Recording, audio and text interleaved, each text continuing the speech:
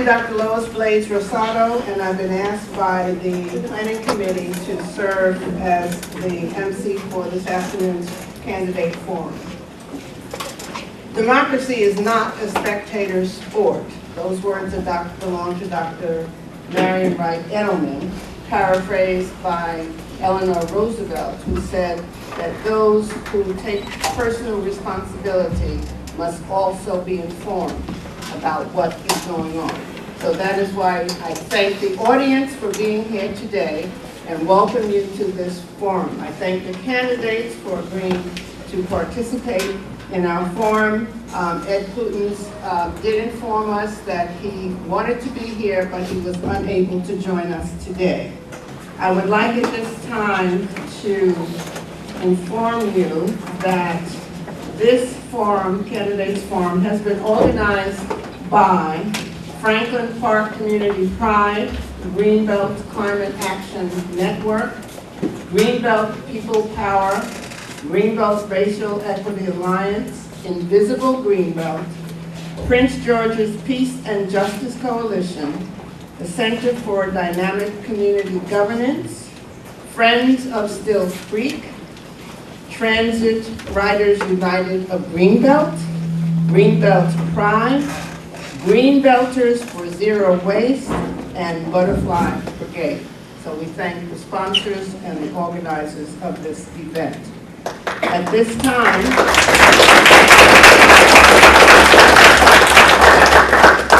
time, I'd like to introduce our two moderators.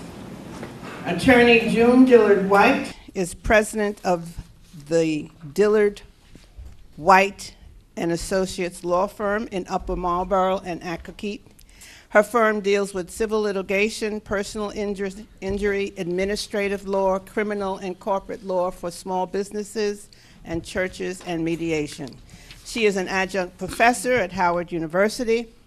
Attorney White Dillard is a former president of the Prince George's NAACP, and a member of the Prince George's Community Bar Association, and former president of the Black Women's Bar Association for Suburban Maryland.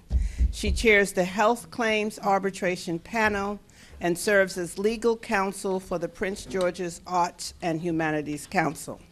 Attorney White Dillard is founder and president of the African American Heritage Preservation Group, and serves as a co-facilitator for the Pontiac River Heritage Tourism Alliance.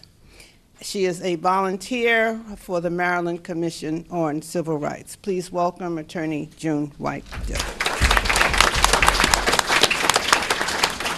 Our second moderator is Dr. Patrick McGann, who serves as Director of Strategy and Planning for Men Can Stop Rape, a national nonprofit based in Washington, D.C. Men Can Stop Rape mobilizes men and boys to use their strength for creating cultures free from violence, especially men's violence against women and girls. Dr. McCann creates effective long-term and short-term strategy and planning for current and future developments regarding gender-based violence prevention. Over the course of 20 years, he has worked extensively with the Department of Justice, the Department of Health and Human Services, the Department of Defense. He has trained at organizations, agencies, and schools across the country and regularly presented at conferences. In 2012, he co-created the Healthy Masculinity Action Project, which started an international healthy masculinity movement. Dr. Patrick McGann.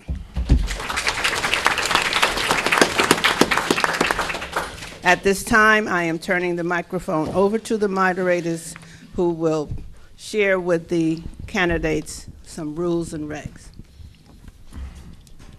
Good afternoon, everyone. Before we start the main part of the program, we'd like to explain what the rules and the format for the forum will be this afternoon.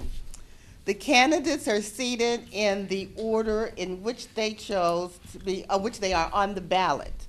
And the candidates chose their number by lottery. The format of this forum is question and answer.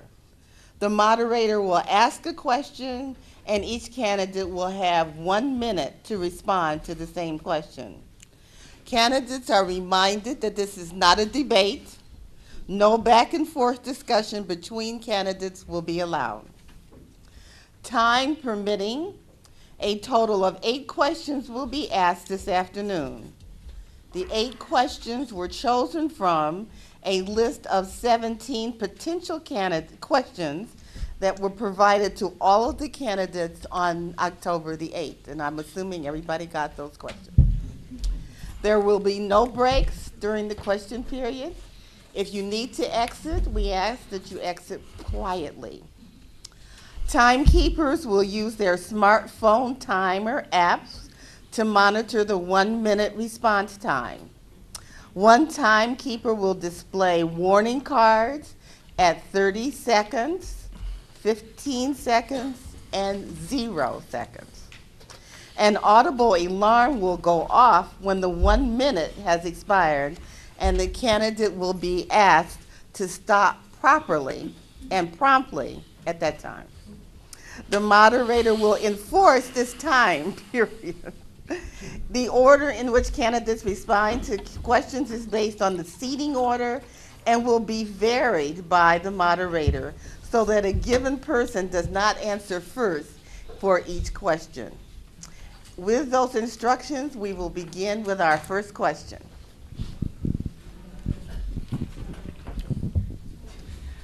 Our first question will be for Ms. Pope. The question is, if elected, what specific policy program will you champion to create an equitable and accessible Greenbelt? 1 minute. I think that question was just in a news review too. But I think it's very important to be equitable and have equitable transportation modes. We're so divided by streets and highways that it's very hard and very difficult for people to travel across the town. So I would hope that we are able to bring a shuttle or a circulator bus to our community. And maybe any other good ideas are welcomed, but I know this will be a budget issue. But I really truly think that we're going to have to work on the transportation, and not just on the circulator bus or on a shuttle, but also on our public transit, and make sure that we get equal and equitable service. Thank you. Mr. Byrd, what, if elected, what specific policy program will you champion to create an equitable and accessible Greenbelt? I think there are a couple. Can you guys hear me? I think there are a couple of aspects to the issue of equitability and accessibility. We do need to be supportive of seniors and all of the accessibility issues that they face citywide, and that includes, related to public transportation. I've had the opportunity to formally hear the concerns of some Greenbelters, particularly over in Greenbrier, about issues related to not just expanding public transportation, but also making sure that people are aware of the public transportation opportunities that they have in the city. And so one thing I'll do is try to find a permanent state-of-the-art replacement for the Greenbelt connection, which actually literally bursts into flames. Another thing I would say is, in terms of equitability, I think making sure that there are resources that go to Greenbelt East and Greenbelt West, that in a very fair and equitable way is also important. And then also there are some things that we can do around race relations to make sure that people who are minorities, both racially, ethnically, and also in terms of religious minorities, have a share in the pie in Greenbelt. All right. Mr. Boyce, if elected, what specific policy program will you champion to create an equitable and accessible Greenbelt? Yes, when I read the question, I immediately thought of actually Michael Hartman's petition to create a commission on inclusivity and diversity. Sorry. I know that was first brought up in 2013 when Emmett Jordan was speaking after being elected mayor, and it's come up a couple of times, and I think it's something that we need to address a wide variety of issues, not just transportation, obviously, but people with disabilities, people with different backgrounds, people with different sexuality preferences, all sorts of diverse issues that people face in the city when they're trying to get services from the city. So, thank you. Mr. Orleans, if elected, what specific policy program will you champion to create an equitable and accessible Greenbelt? Thank you. Equity and accessibility are more than simply a transit question, although that might be the one question I'd like to spend most of my time dealing with.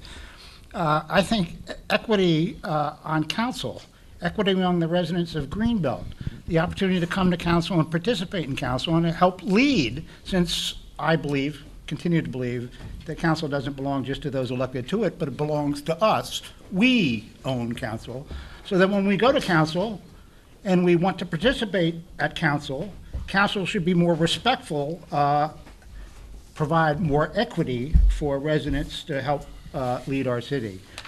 Certainly, I also favor an expanded connection that is a budget item that's been talked about on council for the last 10 years. Nothing has been done with that regard. Ms. Mack, would you like to answer question 1? Yes, I would like to answer it in a little bit different. I will continue to advocate for and work to see that Greenbelt children can attend Greenbelt schools. The school system made a mistake when they assigned Greenbelt Station students to Berwyn Heights Elementary and Parkdale High School. As a result, the people of Greenbelt Station are not seeing the benefit of their tax dollars from the School Resource Officer Program at Eleanor Roosevelt High School and the Advisory Committee on Education Programs, which include scholarships for the high school seniors. The school system needs to set a good example and correct their error, and I'm going to keep working on this. Thank you. Mr. Robert, if anyone needs the question repeated, just raise your hand. Yeah, I know what the question is. Okay. I can give you a good example of actually something that I've been working on since before I was elected to City Council. In about 1989 or so, the city did by the way, here, Mrs. Mack, I agree with her. But before, in '89, the city did a study on recreation facilities within the city. And what do you think they found out? They found out that the center of Greenbelt had an abundance of recreation facilities, ball fields, recreation areas, and the like. And Greenbelt East was doing a little, fair. They had some facilities. I don't know if Schramm Hills Park was just coming in at the time. So they had some facilities, but Greenbelt West was totally deficient. I mean, there's not one ball field for kids to play on in the Spring Hill Lake area, which is now Franklin Park. Thank you, Mr. Robert. No, Ms. Davis? finish that man. Most of the suggestions that have been made, I certainly agree with, but I'm going to do something a little bit different. Council over the years has been working, and I think we can increase it, the effort to make sure that work sessions are held throughout the city, classes are held throughout the city, not just in the center, even though we have excellent facilities here, and that events are held throughout the city. We do have major festivals. Obviously, Labor Day Festival is the center. We have Spring Fest over at Spring Hill Lake, and we have Fall Fest over at Schramm Hills. But we can do more, and I certainly would work on that. Obviously, transportation to these events and so forth, and communication, better work session coverage would also be very helpful. Thank you. Thank you.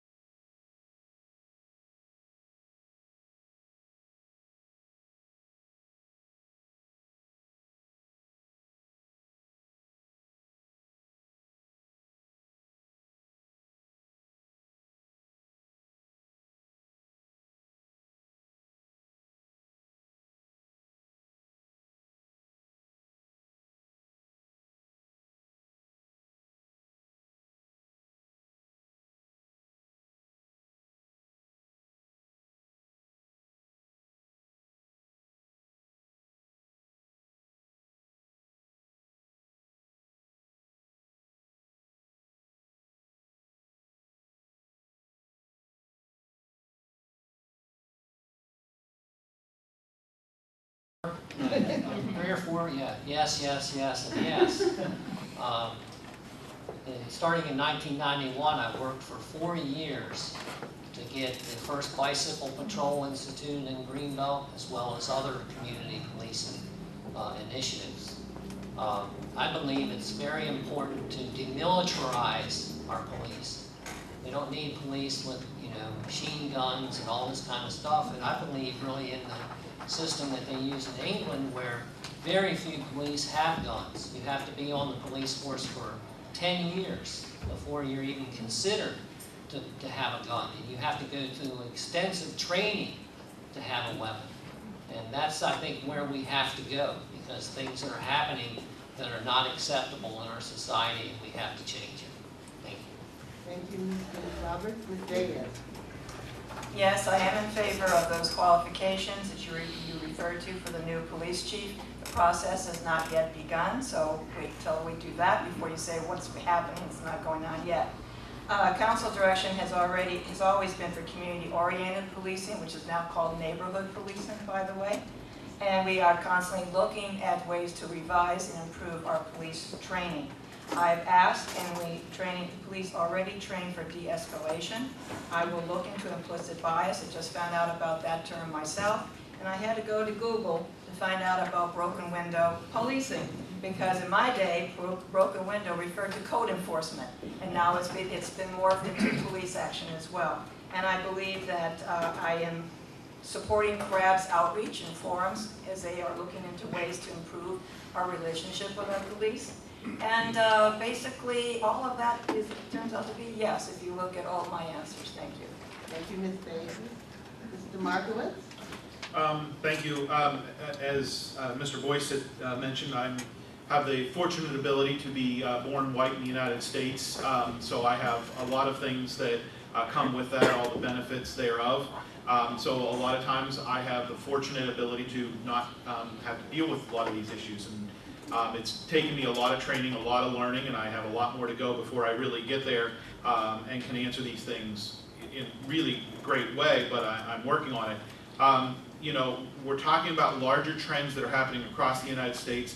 I don't see massive amounts of that sort of attitude in our own police force. Again, I'm not an incumbent. I don't know these things deeply, but I'm trying to learn them as well as I can. I support a community-based approach to law enforcement and public safety. And for any types of review, I expect that it would be an open and transparent program that involves members of the community. And I would be hesitant to make a supporting or not supporting any particular statement without some input from the police. Thank you very much. Mr. Jordan.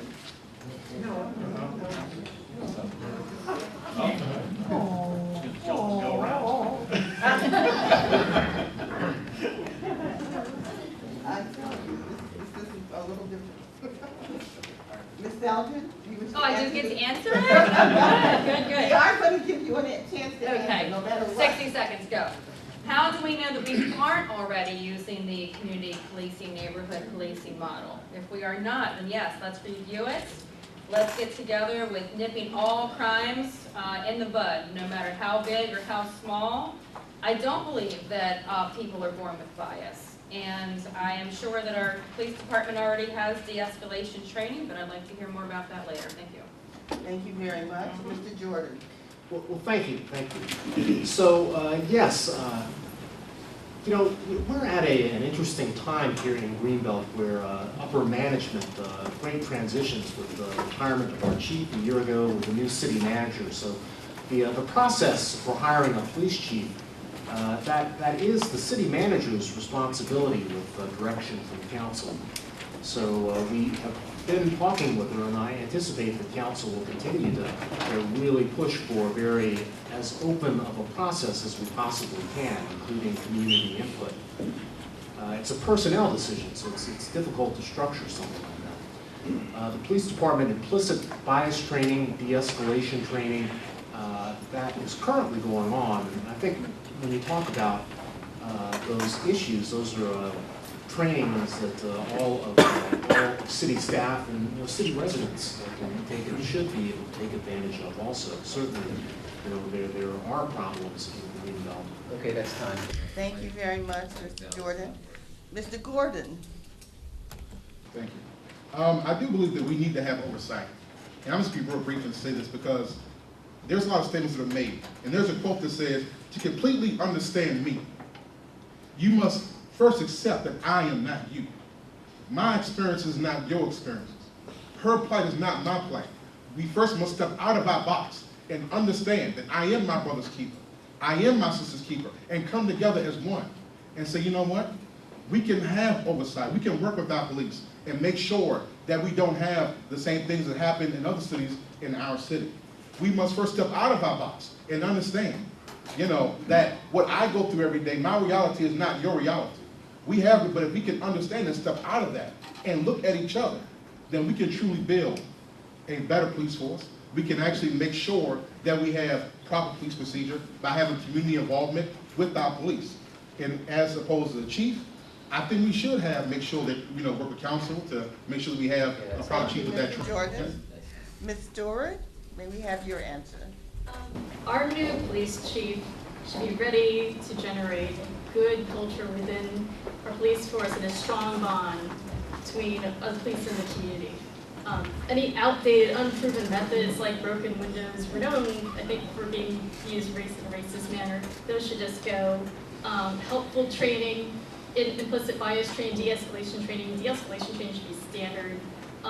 Community oversight, quite frankly, everyone in this room, this is the best community oversight I've ever seen. Thank you all for being here. But I want the new police chief to definitely have experience working in such a model. So I have a longer answer than I printed it out. So thank you. Thank you, Ms. Stewart. Ms. Pope? Yes, I believe that the training of the officers is vital to have a good community police department. I believe that it is a critical requirement when selecting a police chief. I hope that the new police chief, whoever he or she may be, has a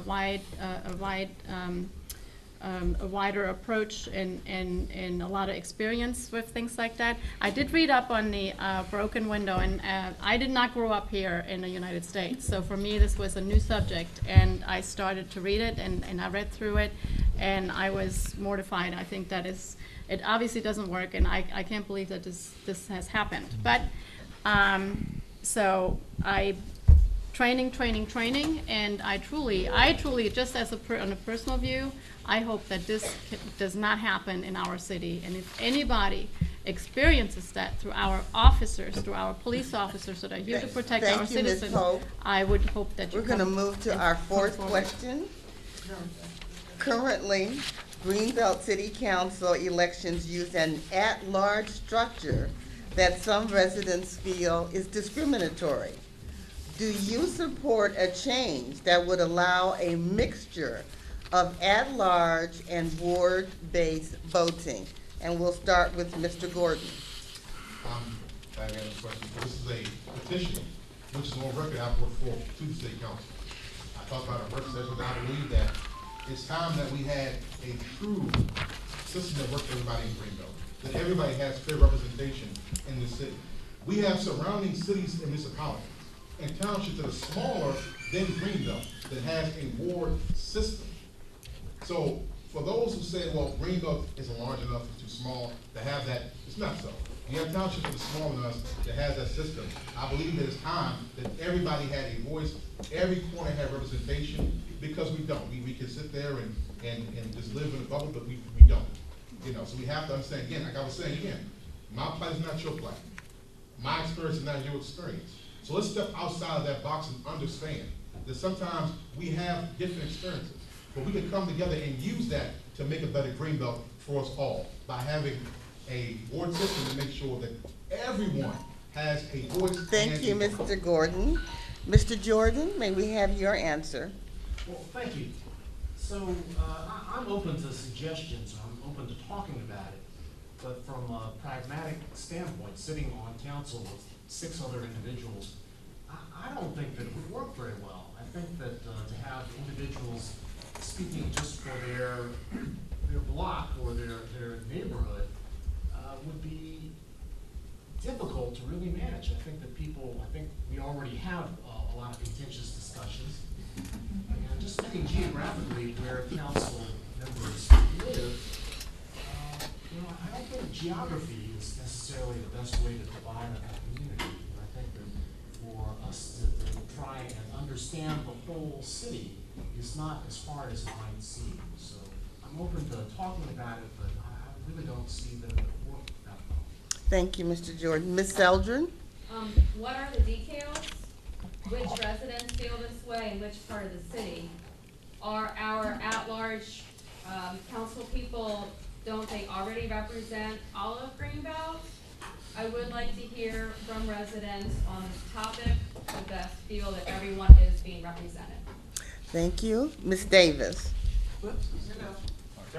No, it's Ms. No. They know what to do. I trust you. Ms. Davis, Okay.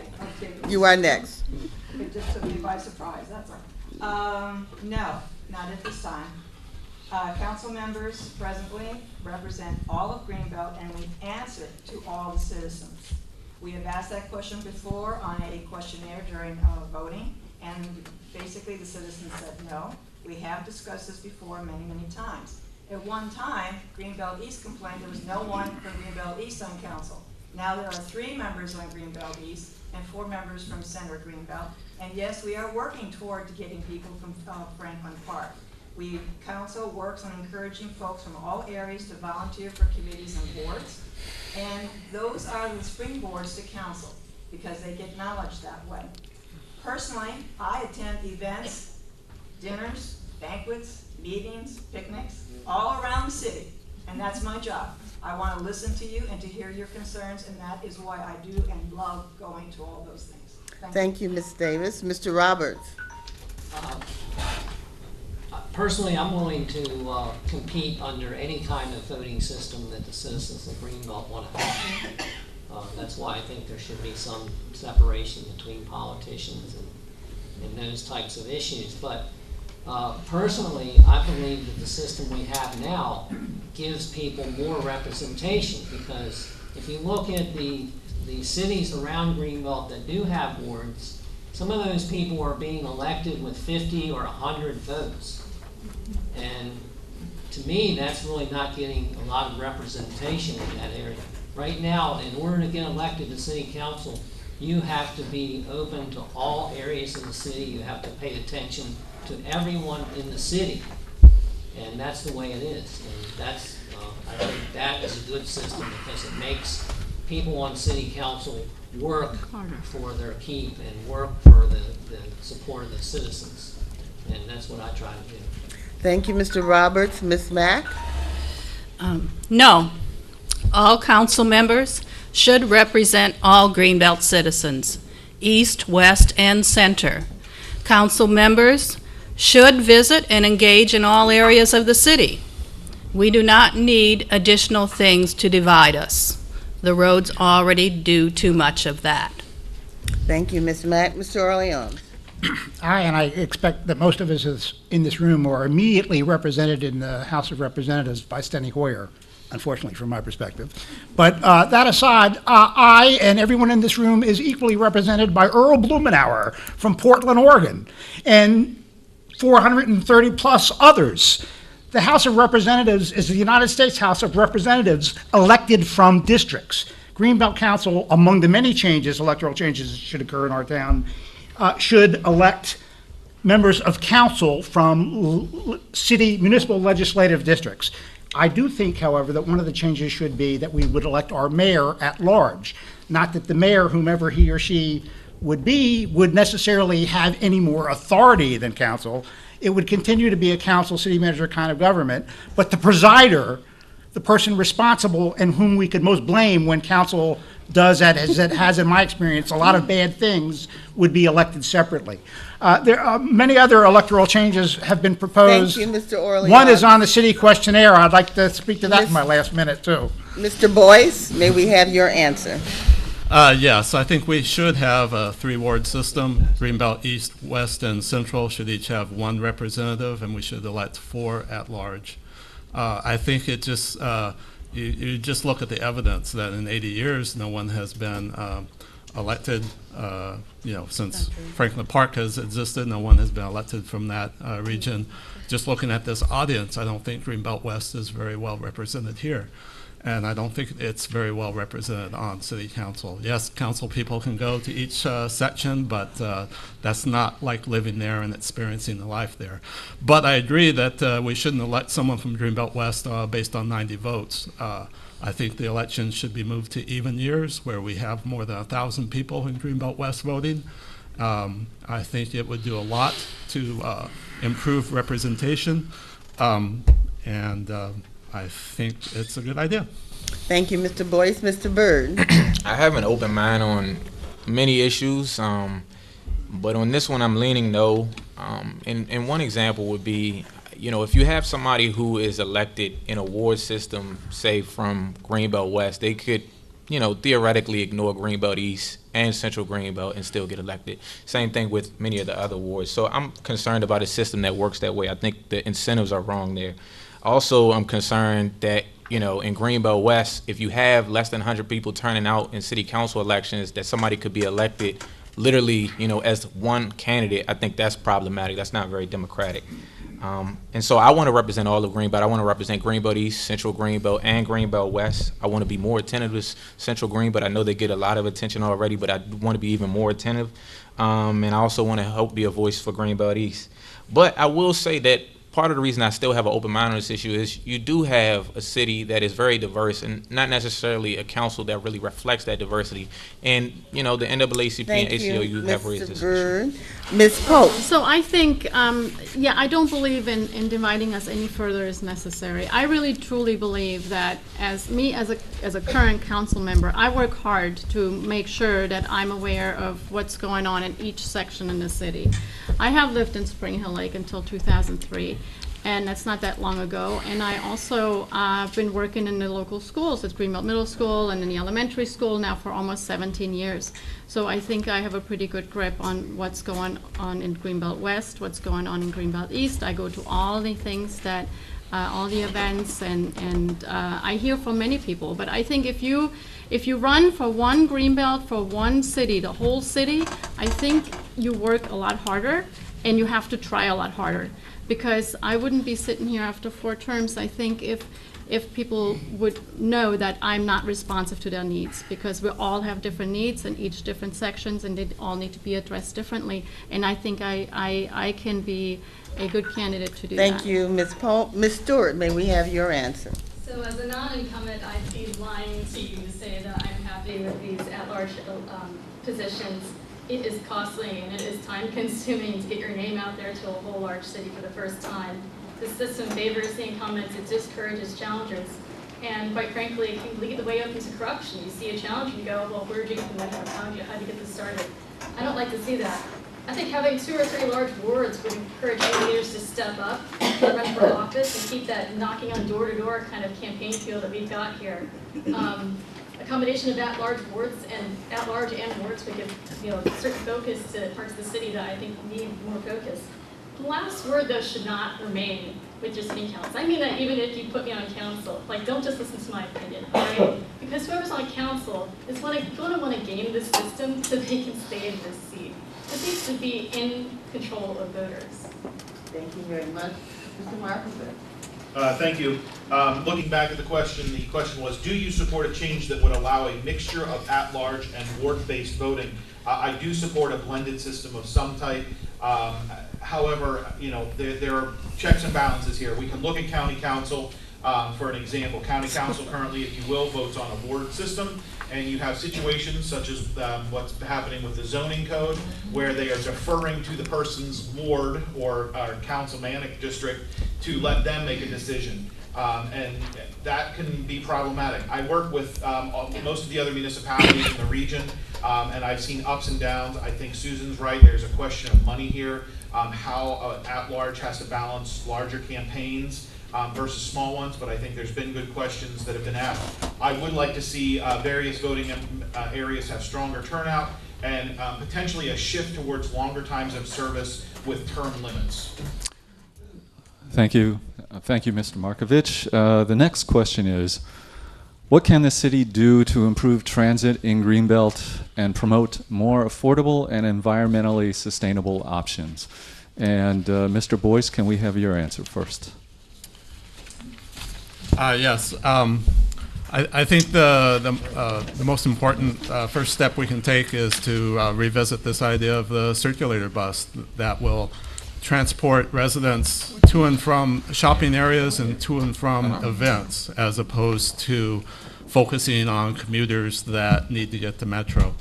I think that we should obviously continue to improve our walkways and our bike paths, and especially interconnecting those to the network in the region. So I think those are the two main ideas that I have. I think it's important that we view the city as being a community, not as a commuter thoroughfare. I think we need to look at long-term plans on how to redevelop Greenbelt Road so that it's a main street of Greenbelt as opposed to a highway. Thank you, Mr. Boyce. Mr. Orlean. Incumbent council has been in office for 130 years. For the last 10 of which that I'm aware of, and more, I'm told, very recently, council has discussed expanding the Greenbelt Connection Service. It came up earlier in a response to from one of our candidates that it's a budget matter. Yes, it's certainly a budget matter. Council has been talking about something for a long time now and never sought to budget an allocation to implement that which they've talked about for a long time now. I favor an expanded connection. It's going to be more than 2 or 3 or 4 vehicles. It should operate well into the evening so that people from Greenbelt East and Greenbelt West can come into the city for meetings of city council and other such public bodies as have their meetings in the city, as well as the cultural amenities. I'm going to take my last few sections to point out if people have not yet seen the community questionnaire this year. Thank you, Mr. Orlean. My next answer. And Ms. Mack, may we have your answer? Okay. We can continue to work closely with True G, WMATA, and the county to meet the needs that citizens have identified. We should provide more electric charging stations and implement more of the bicycle and pedestrian master plan, which is a great plan that we have worked on. We should also turn Greenbelt Road and Cherrywood Lane into complete streets. This would all encourage more biking and walking instead of driving. Thank you. Mr. Roberts. Could you restate the question, please? Yes. What can the city do to improve transit in Greenbelt and promote more affordable and environmentally sustainable options? One thing that I've done is I've proposed state legislation that would allow the city to use the same funds that the county uses to provide the bus to provide city transportation. That way we could get funds to have a commuter system or a circulating system. We could design something that really works in our city rather than just having the bus riding around pretty much empty all the time. So that's one.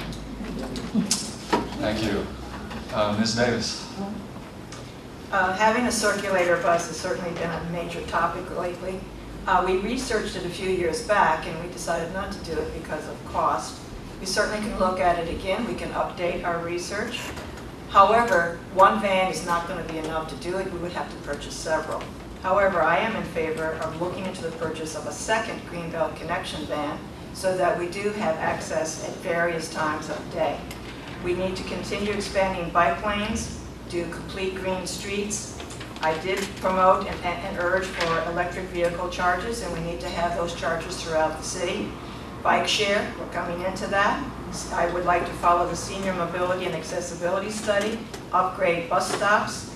The pedestrian and bicycle master plan means we need to connect sidewalks and improve pedestrian crossings at intersections such as Greenbelt Road. There's a lot that we can do. We've been budgeting it a little bit each year, and we need to continue to do that. Thank you. Thank you for your answer, Ms. Davis. Mr. Markovich. Thank you. This is we're entering into something that I work on every day, so I appreciate the opportunity to answer the question. I would certainly focus on cycling and walking. Those are low-cost options that can see a major return, especially as The world around DC is changing, especially towards commuter cycling. Something in the neighborhood of like 4% of the population is now cycling into work downtown, and we should make sure that we are connected to that. Implementing new bus systems, as been discussed, can be very costly and often aren't used. We like our little boxes where we can be by ourselves on our commute in when we're not at the best time of the day. We can offer opportunities for cyclists and walkers, but we can't do that unless a transportation network is functional. Bike lanes, sidewalks, bike share, bike parking, bike repair. 193 generally is deadly for walkers and cyclists. There's just no simple crossings. Moving through the community, we have to make our network work better, not just provide new transportation. Thank you, Mr. Markovich. Ms. Seldrin? I'm getting stiff. Sorry, I have to get up and move around. So the situation is this. We need better or more transit choices. Here are my questions. Where is it good? Where is improvement needed? And what is being done now? What are current resources for transportation? Some possible objectives. Increase routes. We can increase mobility, like folks have said, by walking, biking, riding, taxis, buses, Uber, Lyft. We can increase better sidewalks and crosswalks. And carpool, let's not forget that. Oh, let's finish the path for Greenbelt Station residents. Thank you, Ms. Seldrin. And Mr. Jordan, can we have your answer, please? Well, thank you, thank you. You know, I actually use the city and county buses, and I ride my bicycle, so I'm very, very familiar with the network. Before I got on the city council, I helped to spearhead the pedestrian and bike master plan that's in place now. I helped to secure some funding for the complete street plan that we have for Cherrywood Lane, which we're looking for funding to actually build that out. And more recently, I've worked with the city manager and city staff and council to secure funding for a planning charrette for Greenbelt Road with the Urban Land Use Institute. And as far as the bike share, I'd like to see that happen sooner than later. And although we've been trying to work with the county on that, I'd like to go ahead and partner with College Park on the bike program to actually bring bike sharing to Greenbelt a little bit sooner rather than later. With the bus stops, we do need better bus stops. They look nice, but they're not quite as functional as they might be. Thank you, Mr. Jordan. Mr. Gordon? Yes, when it comes to bike sharing, I agree with you on that. I believe it's something that is useful. It's shown that it works very well in DC, but when it comes to overall transportation, I believe later. I talked with outgoing councilman earlier on this. I agree with you. We need to have that, especially for our seniors who cannot necessarily walk or bike, and who can get around when we need to get around the city. Now, as far as Ramada, we have a lot of residents who want to go to different festivals in different parts of the city. We do know during the weekend those schedules are a little bit different, so they can't always get to those events. And we have a circulator that runs on our city network. That way, they can use those, and also that you can have incentives for actual residents of Greenbelt that have pricing, special pricing for those who live here in the city. That way it's incentive to use it, that we have less drivers, more bus riders, less cars on the road. So. Thank you, Mr. Gordon. Ms. Stewart, can we have your answer? I started as a citizen activist on environmental issues, and I'm always going to remember the struggles to get meaningful changes from our government in the face of apathy and just skepticism and looking at having to pay for things. The issues of transit and this isn't just about the environment, it's also about accessibility. And that's two reasons to work on it. I can go into lots of answers. We can talk about electric car charging stations. Biking to me is like one of the easiest ones that we can do. We can improve biking around the city, bike access. I just go on and on, but it's something that we could work on, definitely. We talked about the circulator again. So it's an important issue to me, and I'd like to keep working on it. Thank you, Ms. Stewart. We're going to go to Ms. Pope next. Yeah, so the circulator bus has made its circled around on council. I'm very glad to hear that, and I really do want to mention that this is an idea that Conrad Herling had like many years ago and been working towards, and it took me a while to catch on, but I really truly think that we need some kind of city bus or something. And if we can make that an electric vehicle, that would even be better. But, I mean, we're going to have to really work on that and see if that is something that's achievable. Equitable transportation, bus transportation. You know, our buses stop running from the metro like at 10 p.m., which doesn't make any sense because the last metro train doesn't come into the station until almost midnight. So that's very unfair. So some counties seem to have that service. We don't have that service. I think we need to find for that service. And the bike share program, and I would like to partner maybe with our 4 Cities Coalition that we can have like, you know, and make 193 safer because our bike lanes are just not as safe as some Thank of the you, other Ms. ones Pope. in different places. And Mr. Byrd, can we have your response? Yeah, so I mean, first let me say part of the question had to do with environmental sustainability. And I just wanted to start by saying 2 things that I don't think are the answer are the maglev and the widening of the BW Parkway. I don't think that's the answer to transit issues. I think we have some concerns about the environment and green spaces when it comes to that. Beyond that, I'm concerned about bikeability. I think we need to make the streets more walkable.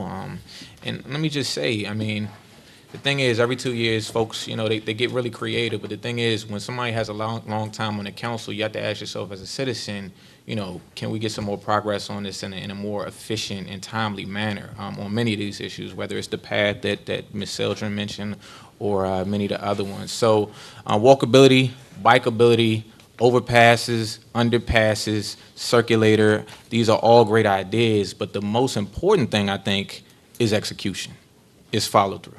We can't just talk about this until November and then forget about it afterwards. Thank you, Mr. Byrd. So the next question. Beyond purchasing 100% wind power and buying several hybrid vehicles, can you suggest 1 or 2 new concrete ideas the city could pursue to reduce its use of fossil fuels? And we're going to start with Mr. Jordan. Well, thank you. So a couple of things. It seems like the electric cars that are coming out now have the battery capacity to serve as public safety vehicles. So I think in the very near future we'll begin to purchase all electric police cars. There was a petition that I agree with to kind of move away from gas lawnmowers or blowers. The idea of public, I mean, there are a lot of simple things that we can do. We've begun to do a lot of them here in the community center with the LED lights and motion detectors, so the lights are only on when people are in the room. There have been suggestions about solar panels, and I'd like to see, and we will see some city buildings in the next 2 years with solar panels. Light roofs is another way of cutting down on energy uses, heating, air conditioning. Some of our facilities, the movie theater, the HVAC system really does need to be replaced.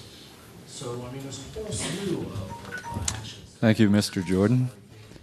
Ms. Seldrin, could we have your answer? Okay, here's the situation. We have high energy, I'm getting really antsy. High energy costs is the situation. My objective could be to reduce costs, our carbon footprint as well. Strategy, solar panel, Danielle, calm down, you're getting way too excited about this. Solar panel conversion, solar panels on all city buildings, and perhaps LED conversion in city buildings and outside lights. Thank you. Thank you, Ms. Seldrin. Mr. Markovich. Thank you. There are no small steps. We must make big steps towards climate change solutions. I have 2 young children, and they may be the last that get to see our world before it gets too hot or something worse. It makes me a little bit anxious about it whenever we talk about this. I mean, we can do energy audits, we can do solar panels, we can fight heat island effects, we can do all sorts of things. But really, the best thing that this city can do is make a big leadership role in 4 cities, in the county, in the state, to fight against climate change and to make bold steps to change the attitude across a wider range of the population about this.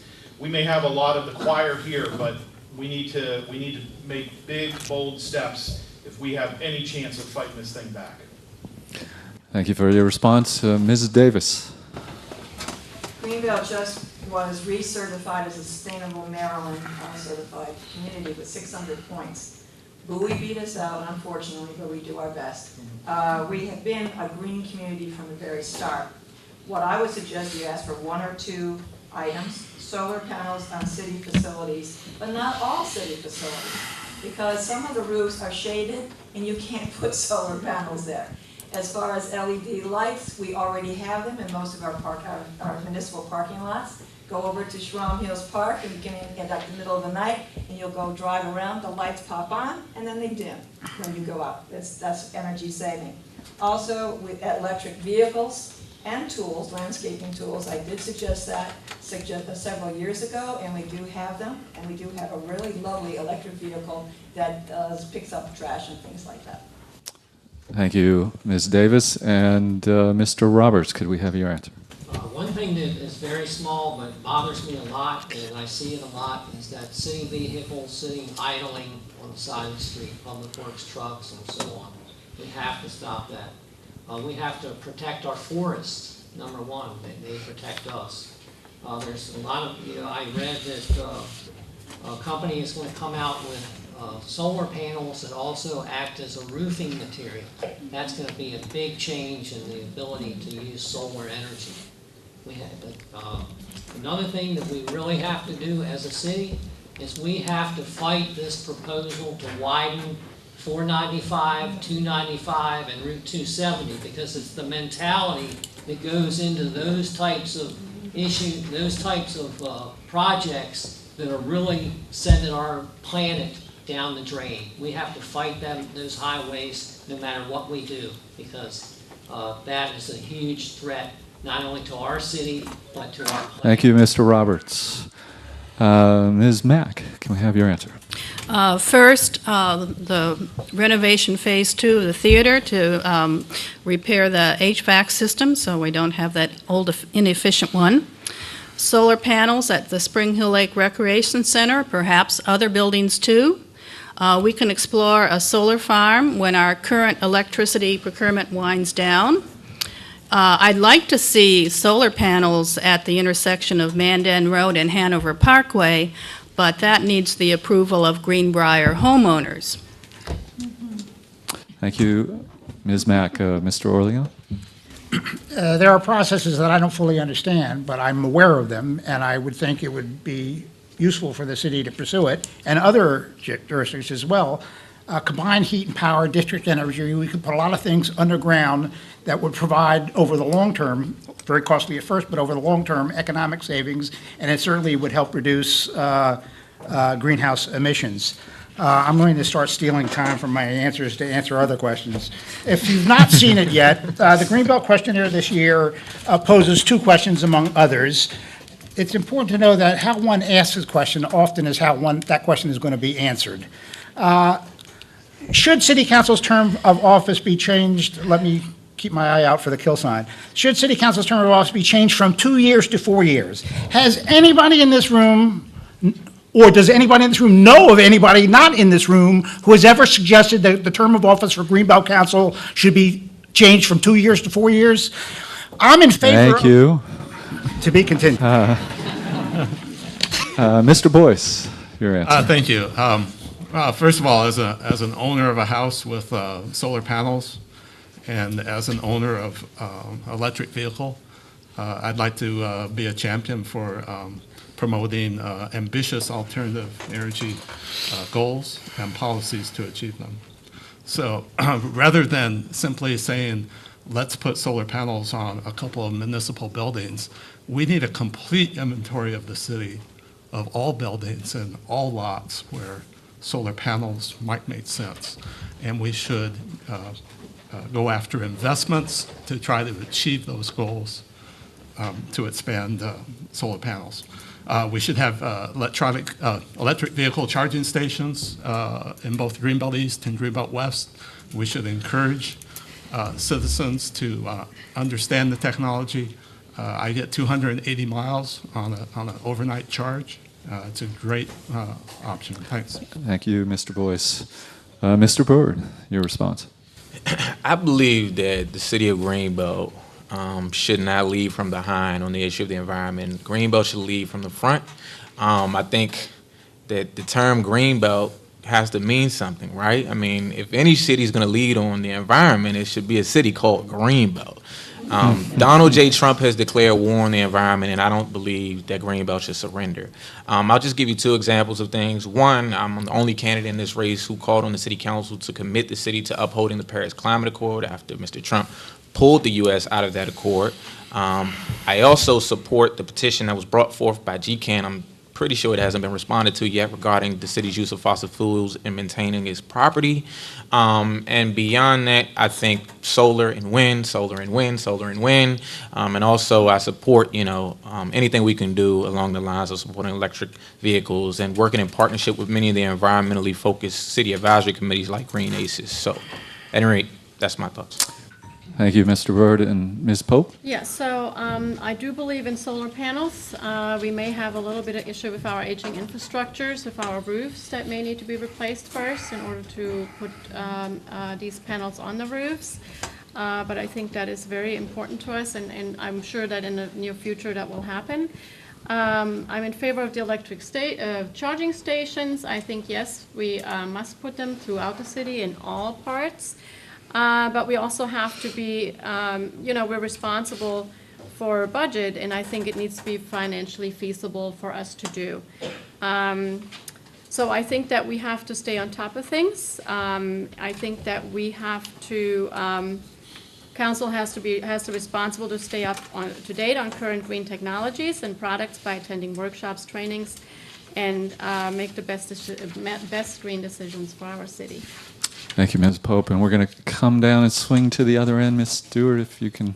Hi. So my very first lobbying experience was at a climate change rally when someone just grabbed me and said, that's it, let's go and talk to your representative right now about climate change. And I did.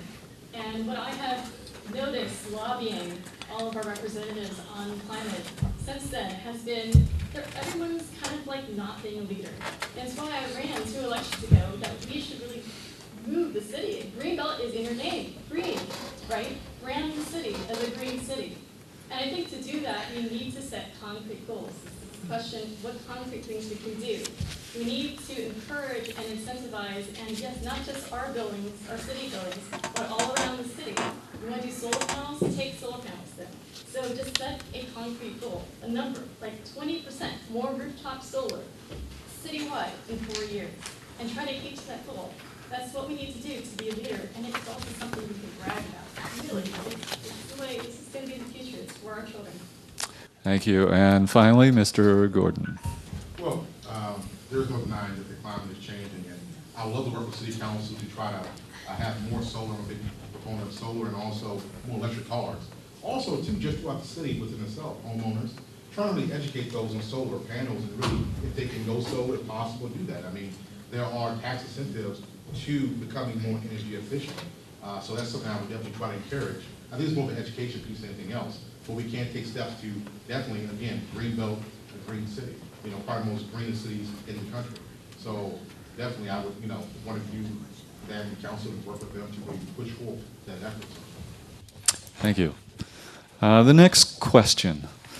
What is your commitment to cleaning up our streams, especially as they pass through city property, and to create infiltration systems to control runoff and redirect rainwater back into the ground instead of into the stormwater sewer system?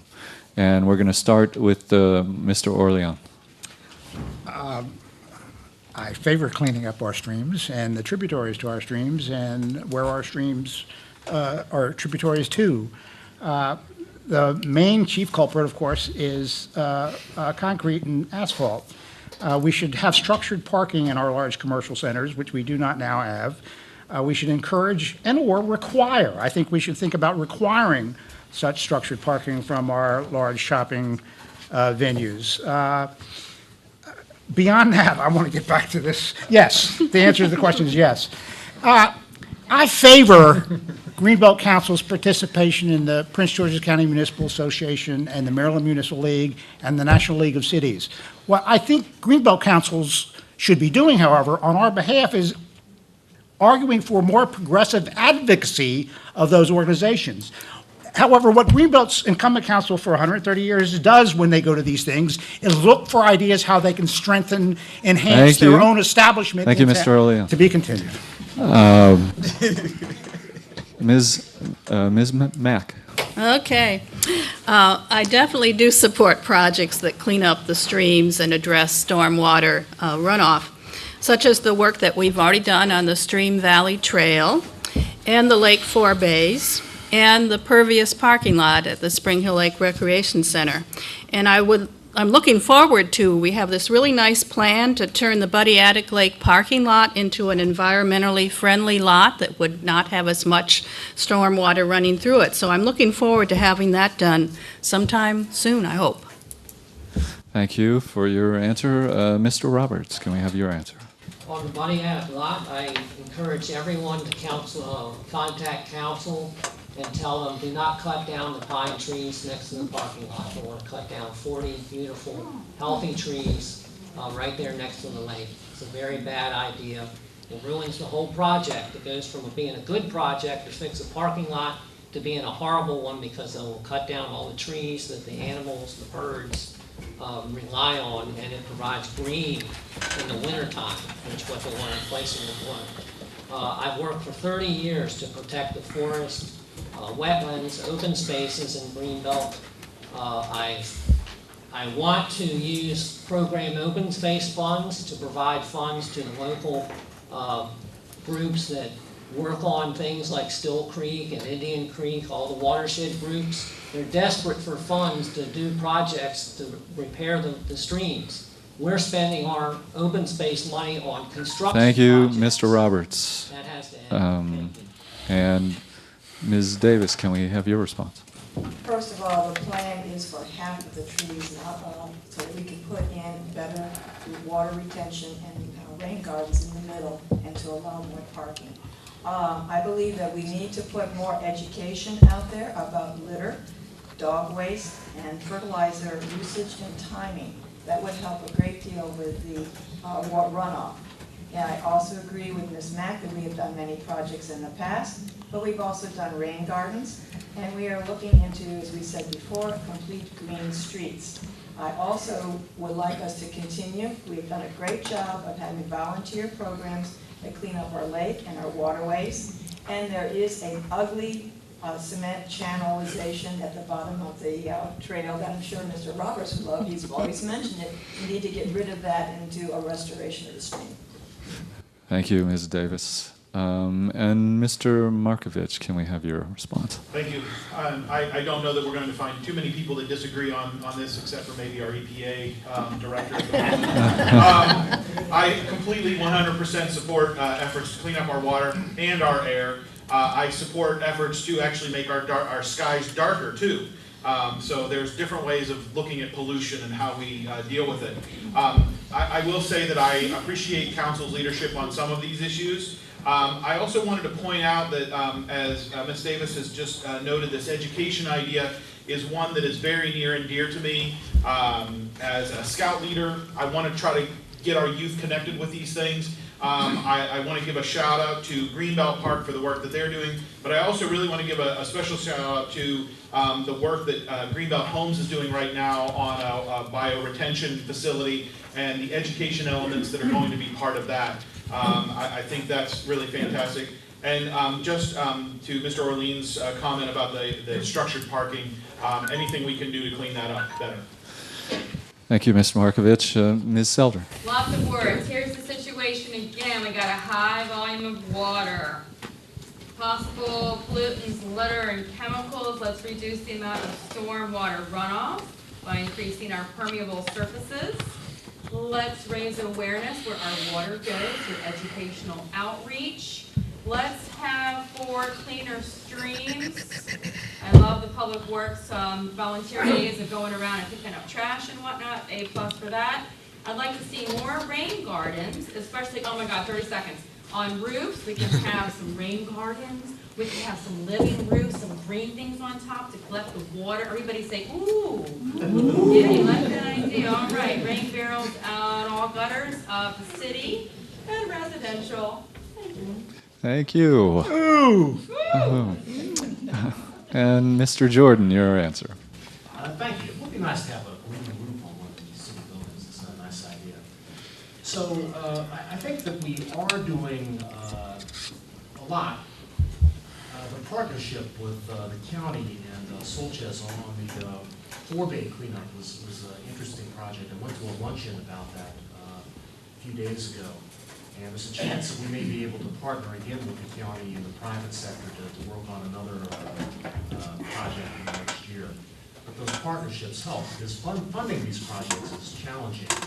One of the tough things that we have in the city is our staffing. We're very, very lean. So some grant opportunities that are out there with the Chesapeake Bay Trust and also with the Fish and Wildlife Department. There are grants out there that we can't respond to because we just don't have the capacity to do so. So while on council, I've really advocated for using volunteers more and more, but also actually having someone on the city staff to coordinate volunteers, but also... Thank you, Mr. Jordan. And Mr. Gordon. Well, I do believe that, we need to find ways to handle our water as far as stormwater. I know in Greenbelt West, we have an issue with this, especially in the Franklin Park area, they have a lot of water that sits. My fiance is actually putting together a petition, an actual program right now to try to deal with that issue, because there's a lot of water with dog waste and things like that. That's crazy, it's creating a problem. So this is one thing I'm looking at the council and definitely try to find ways that we can find alternative ways to really make sure that that we're dealing with our stormwater issues. So. Thank you, Mr. Gordon. And Ms. Stewart. So the question was, what was my level of commitment? So it's 100%, 200% right here, or else every environmental friend I've ever had is going to kill me. And the park, if I want to tell the story of the Friends of Sligo Creek Park that had a specific creek that they loved, cared about very much, and the first thing that they need to do was find out where all the water was coming from. A lot of times there's just pipes emptying out into the creeks. No one even realizes where they originated from. And then once they did that, they knew exactly where to put all the rain gardens, or where to add a riparian barrier, buffer, and so forth. You can plant natives. That's going to help your native pollinators and wildlife. The trick, of course, is always funding, but that's where we need to search and look for grant money. Rain gardens, by the way, are beautiful. They beautify your neighborhood. So that could be actually a project where we may actually creatively fundraise just here in our community, because it's something for us to all be proud of. Thank you, Ms. Stewart. And we're going to go down to the other end, so Ms. Pope. Thank you. I think a lot of things already have been said, so let me go down my list, what I wanted to say. I think the cleanup of our four bays was an excellent partnership, and it didn't cost us a cent, which is even better. Pervious surfaces are very important. I think rain gardens are an excellent. We have several of them. I also really do look forward to the redevelopment of the Buddy Eddick parking lot, because that's just a bad place. And I'm not in favor of cutting down 40 pine trees. I think that, I'm really not in favor of that. But I think some of the trees possibly have to come down, and it's my understanding that some of those also are diseased. And before they fall on somebody or on somebody's car, I think I'd rather, have several of them maybe taken down if that's the case. But that will be a big project, and I think it will be a real positive project. And education of our residents, education of the children, because Thank you, Ms. Pope. And Mr. Bird. So I want to try to keep this simple. I want to protect the streams. I want to protect Steel Creek. I want to protect Indian Creek. I also would say along these lines, I do not necessarily think that this Amazon thing is going to be good for many things related to that kind of, streams and creeks and all of that. And I would just say, we as a city, we cannot allow the county to walk all over us. And what I mean by that is that the county actually submitted a proposal to bring Amazon to Greenbelt, affecting our streams. And I think, as a city councilman, what I would do is think that it's important to get the input of the community on something like that. And I think as a councilman, I should weigh in on that as opposed to be silent on it. And then beyond that, I would just say, sometimes establishment politicians don't want to hear the voice of the people. On this issue, I want to learn more for you. My number is 301-957-5014. And if you vote Byrd, your voice will be heard. Thank you, Mr. Byrd. And Mr. Boyce. Yes, I'd like to take this question as an opportunity to pitch the creation of a science and technology, science and engineering advisory board. I don't think very many people on council or very many of the candidates know much about wastewater management. It's a very technical issue that requires a lot of knowledge. I do think that we have a lot of talent in this area, a lot of people who do know a lot about it, and we should engage them to help council understand these issues so that we can take action more quickly. I support rain gardens, rain barrels, roof gardens. I think if you look around, you'll actually see that we have quite a few buildings with flat roofs. My makerspace is in one, we're sitting in one, and a lot of GHI buildings have flat roofs. We should promote more rooftop gardens. Thank you. Thank you, Mr. Boyce. Okay, so we're going to change things up a little bit. So you've been having 1 minute for this next and final question. You're going to have 2 minutes to respond. So take advantage of it. And you were given 17 questions in preparation for today. So choose any one of those questions that you haven't been asked so far and respond to it. So any of those questions that you haven't responded to so far, yes. This question, can I go back and finish the question that I got cut off on number 1? Yes. Yes. Is this the final question? This is the final question. It's still 2 minutes, so just so you know, it's 2 minutes. Any other questions? Okay. So we're going to start with Ms. Selden. Oh. I'm going to stand up for this. You may stand with me if you want. Get some blood flowing. So I'm choosing to talk about number 11. It's about zero waste. The situation is this. Write it down. Too much waste we have. Well, what kind of waste? Food, money, trash. Where is the waste? What is currently being collected? We need to see things happening in our government and with our residents. We need to find a problem, and if there is a problem, find a solution. I would like to work on reducing the waste of all sorts that you help me identify by asking the advisory groups for suggestions, such as the Zero Waste Circle. I would use a strategy of changing how we do business with online payments through the city, such as when I get my bill for my trash and my recycling. They also send me this pretty little white envelope, which I don't use because I have online banking, yada, yada, yada. So I'd love to see an online payment option on our city website. And I would love to see no more little pretty small envelopes because they just end up in our recycle bin. I love that we already have paper shredding activities here. We already have recycling and composting and electronics recycling. And that's all I have to say about that. All right. Thank you, Ms. Eldrin. And Mr. Markovich. Thank you.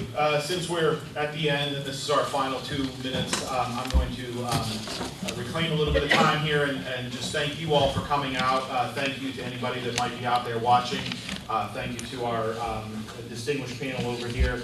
I have enjoyed this immensely.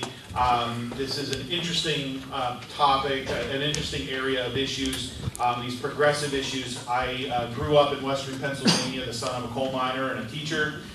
So I came to this through a lot of different ways. My community was rural and conservative, so my growth into any progressive ideals has taken a little bit of time, and I believe I'm still learning from them. There were plenty of issues that didn't get discussed today, things such as elder justice. I like the question of why are you running, et cetera.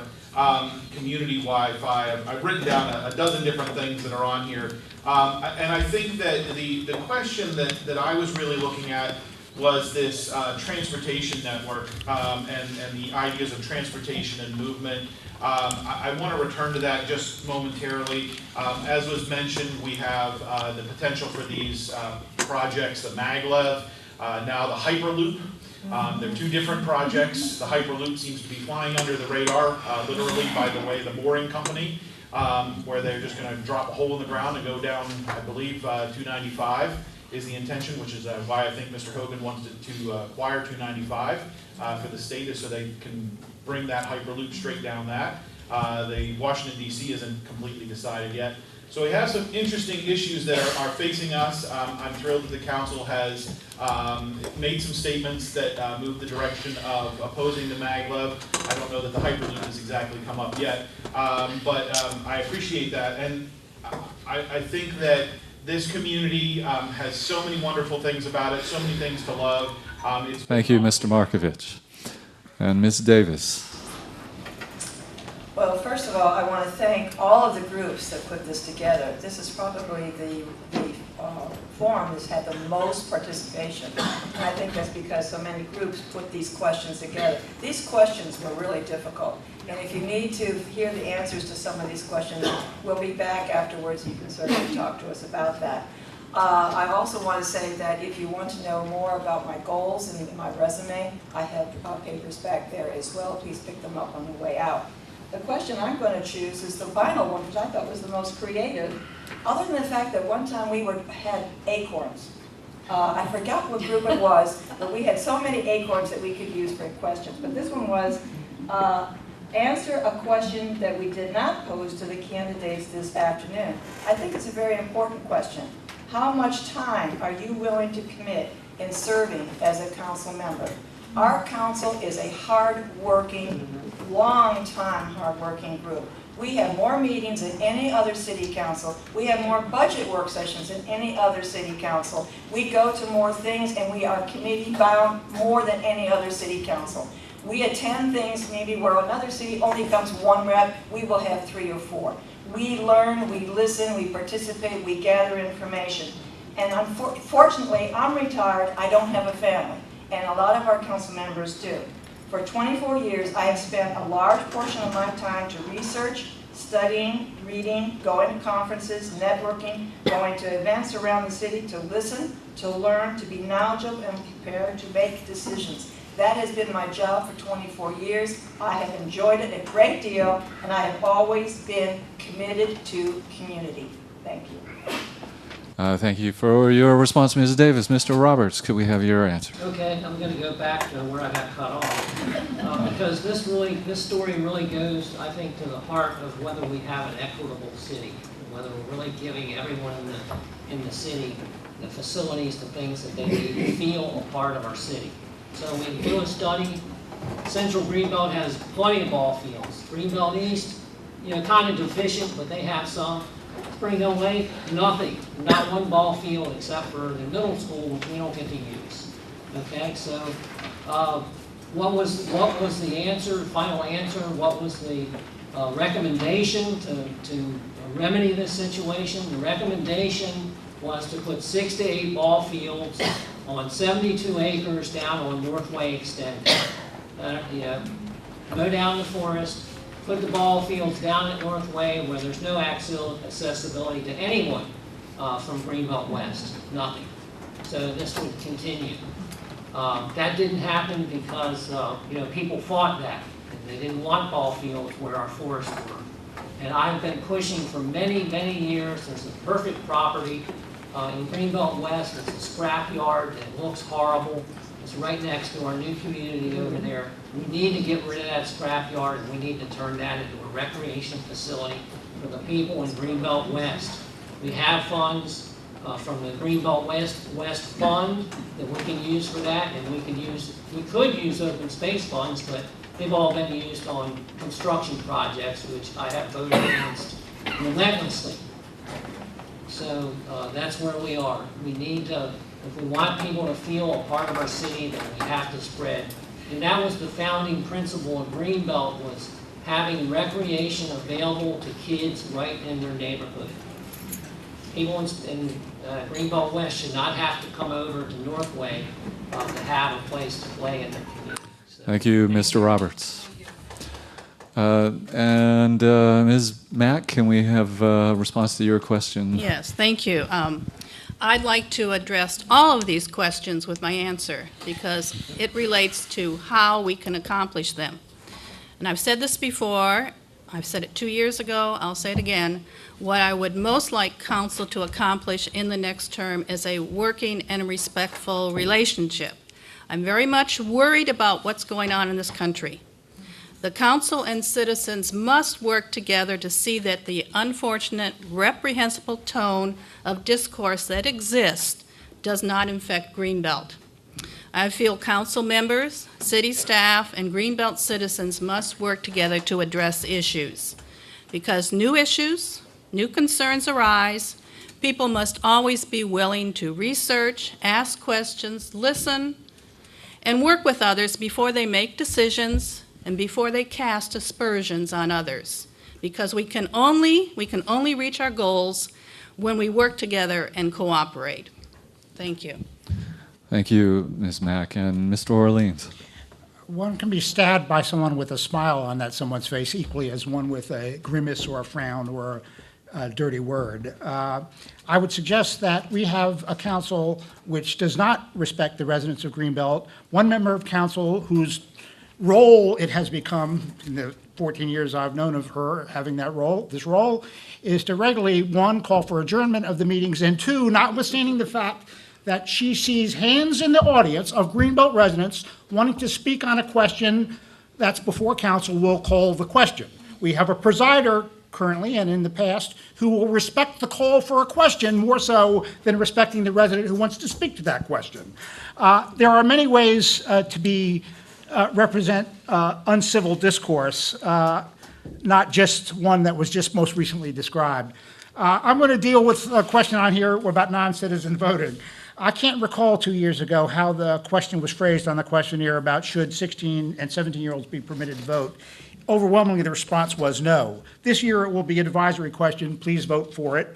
The second question here is, should non-U.S. citizens be allowed to vote in city elections?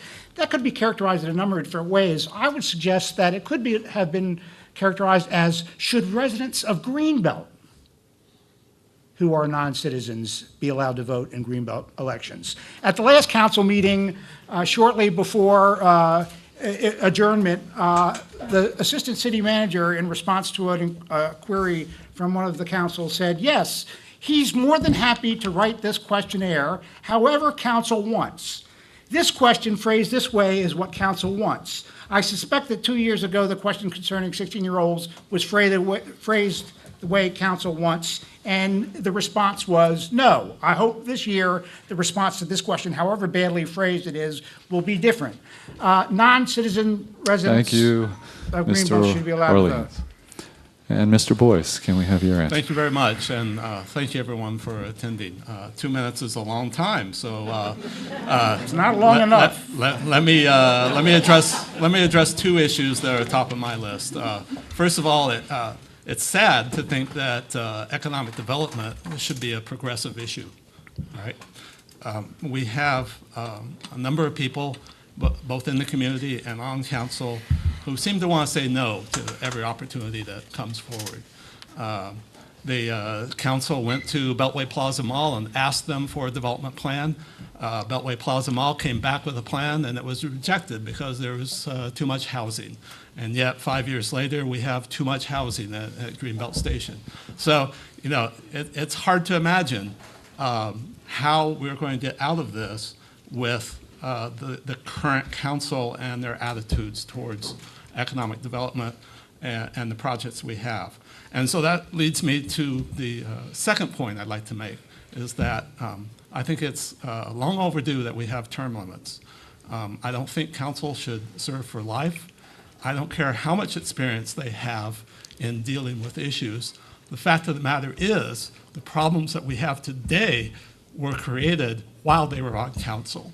So it does not make any sense to continue to elect the same people and expect different results. Thank you.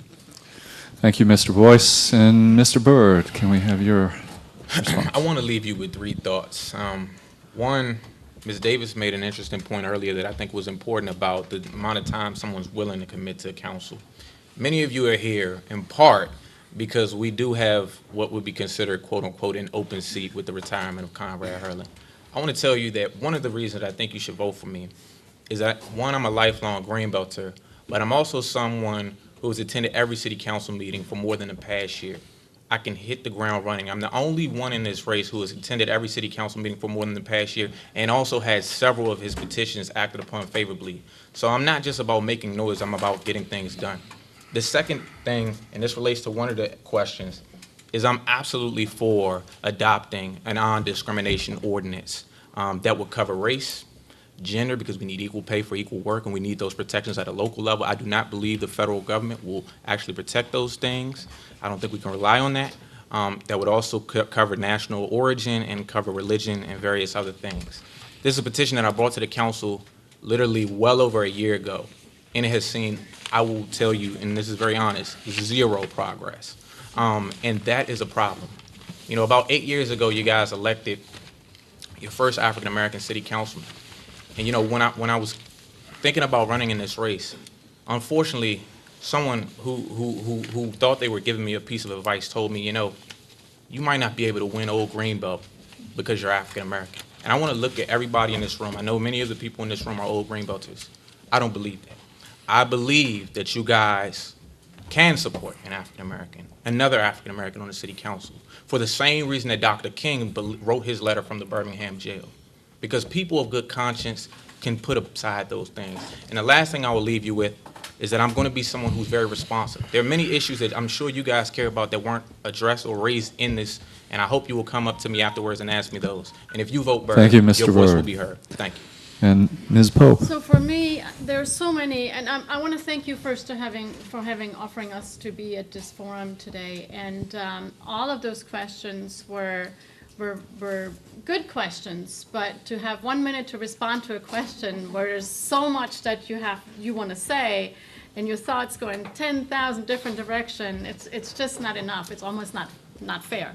So if there's anything that I've maybe answered and you're not sure about, please feel free to come up to me and ask me, and I'm more than willing to answer all the questions or try to explain myself better than maybe came across. The important things for me is transportation is an issue for our city in order to connect our all Greenbelt. And the other thing I'm interested in and would really like to see, I think the city needs this, is an economic advisor that helps us to gear us and get us ready for whatever economic development should come our way, so we are prepared and we can make the right decisions for us, the right decision for Greenbelt. The maglev train is really a scary project, and I really encourage all of you to go online, read it up, and see, and go to the meetings and vote against this maglev train. In general, I am not against transportation methods, but this maglev train does nothing for us. It will just come through here, come out of the ground, and have some kind of maintenance station and whatnot, and I don't know what all they have planned, but this could possibly destroy parts of our city, and I don't think we want that here in our city. I came here to Greenbelt in 1998, and I'm very lucky, consider myself very lucky to have landed in Greenbelt. It reminds me very much so where I grew up in Germany, because we're a small town, lots of green, lots of fields. So I really do appreciate the values that Greenbelt has and all the opportunities that I was given. Thank you, Ms. Pope. Thank you. And we're going to come back to the other end, Ms. Stewart. I take a moment to thank everyone for being here and for organizing this. I helped to organize a similar kind of forum that did not have this much turnout. It's like 6 years ago now, over 6 years ago. So I'm just tickled to see everyone here. I'm so glad to see you here. I will ask my one remaining minute the question not posed to candidates, because no one has ever actually asked me to do this before. I ran 2 elections ago somewhat out of a pet peeve because our city was installing an artificial surface on a playground. And a surface like that had burned my child many years ago, in case no one has ever heard of this. And despite me trying to warn the city, they went through with it anyway. the surfaces cause heat. They cause an extraordinary amount of heat. They're hotter than asphalt when they get hot. They're made of toxic hazmat material. This is incredible. I learned this is incredible lack of oversight that this stuff is even made. The safety is unproven and the cost of it is ridiculous. My real pet peeve, though, is they are linked to asthma. So I am, for me, when I see something's an asthma trigger, it's no, I don't need that in my city.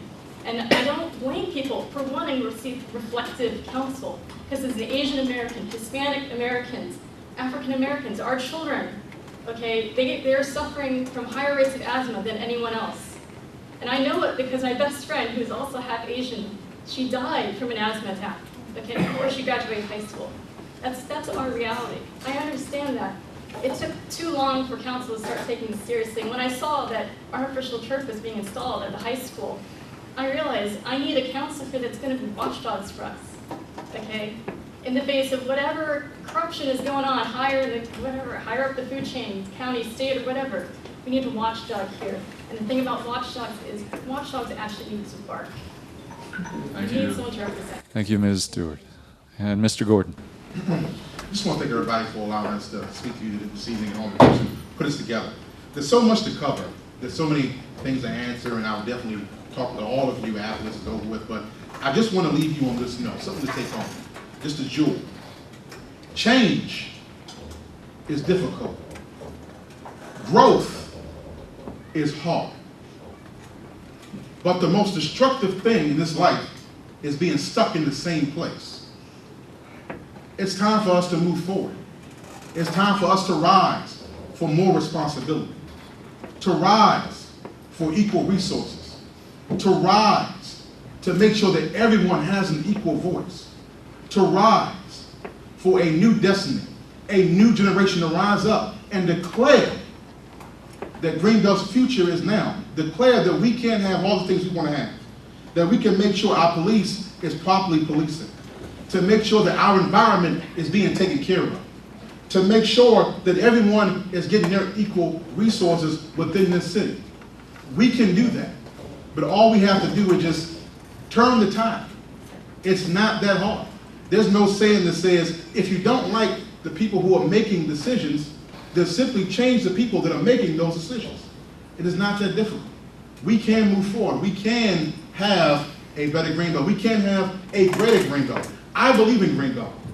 So I ask you, remember Brandon Gordon, number 12 on the ballot, that we could come together from Boxwood Village to Bell Point, from Bell Point to Franklin Park, from Franklin Park to Greenbelt Station, from Greenbelt Station to Windsor Green, from Windsor Green to Roosevelt Center, and rise up and declare that Greenbelt's future is now, because now is the time to begin the journey for our next 80 years. And ask yourself what type of Greenbelt you want in the next 80 years. This is the election that will decide that. Thank you, Mr. Gordon. And last, Mr. Jordan.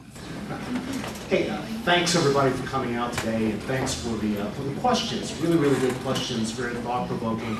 To kind of work through these is always helpful. And specifically, I'll answer a couple. One on the non-citizen voting. Yes, I do support that. I was talking to a fellow today who I know, who's lived in Greenbelt for 12 years. He's an active citizen. He works here, and he could not vote today because he is not a citizen. I know a fellow who was a former HOA president in Greenbelt East who is not a citizen and not participating. I know of one of our outstanding citizens in Greenbelt was not a citizen. He was a resident.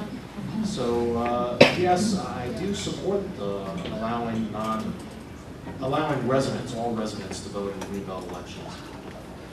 Another question that is really, really difficult, and I'll try and quickly address this a bit, is poverty and homelessness in Greenbelt. It's really, really difficult, and I think if you look carefully outside on your way out, you may see a person that is homeless in Greenbelt. It's just really, really tough. If a person refuses help, there's not much that we can do. There are some county programs. The county is just woefully inadequate in terms of shelters and being able to deal with the situation. So our Greenbelt cares, our social service department does do a really good job of connecting people with services. When people refuse, there's not a whole lot that we can do. On healthcare, that is one of our strengths in Greenbelt. And in Greenbelt West, the CCI clinic is a federally qualified health center. And they have sliding scales on healthcare, and I think a lot of people in the center may not really be aware of some of the services that are available. Thank you. I'd like to take this opportunity to thank each and every candidate. We know these questions were difficult, and we appreciate so much the time you took to put into answering the questions and for your presence here today. I'd like to thank the audience for coming. You've been just fantastic, and we appreciate the support. At this time, if there are any questions that you want to discuss with candidates, you can do it afterwards. Thank you again, everyone. Have a great afternoon.